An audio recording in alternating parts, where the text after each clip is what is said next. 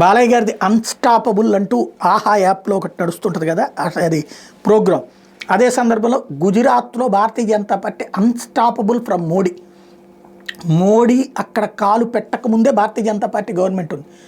వేరే ముఖ్యమంత్రి అక్కడ ఉన్నటువంటి సందర్భంలో అక్కడ కార్యాలయ ఇన్ఛార్జ్ వాళ్ళకి టీలు ఏర్పాటు చేయడం, వాళ్ళకి భోజనాలు ఏర్పాటు చేయడం, వాళ్ళు మాట్లాడుకోవడానికి మీటింగ్ ఏర్పాటు చేయడం బాధ్యత ఆయనది.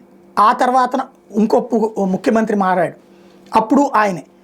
ఆ తర్వాత ఈ ఇద్దరి మధ్యన గొడవలు వచ్చినప్పుడు సమన్వయం చేసేటటువంటి క్రమంలో వాళ్ళిద్దరిని పక్కన కూర్చోబెట్టి వీళ్ళిద్దరి వ్యవహారాలు తెలిసినటువంటి మోడీని తీసుకొచ్చి సీఎం చేసింది ఆ రోజున భారతీయ జనతా పార్టీ.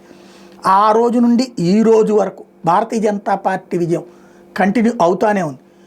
అక్కడే స్థానిక ఎన్నికల్లో అప్పట్లో భారతీయ జనతా పార్టీ స్థానిక ఎన్నికల్లో ఓడిపోతూ ఉండేది. ఆ తర్వాత క్రమంగా మోడీ సీఎం అయ్యాక స్థానిక ఎన్నికల్లో విజయం కూడా జరిపింది. ఈ దఫా 90% విజయం నమోదైంది. అందుకని గుజరాత్ నుంచి ఢిల్లీకి మోడీ చేరినా వరుసగా ఆయనకి విజయం అందిస్తున్నారు. అట్లాగే తమ మోడీ అనేటటువంటి ఫీలింగ్తో ఉన్నారు.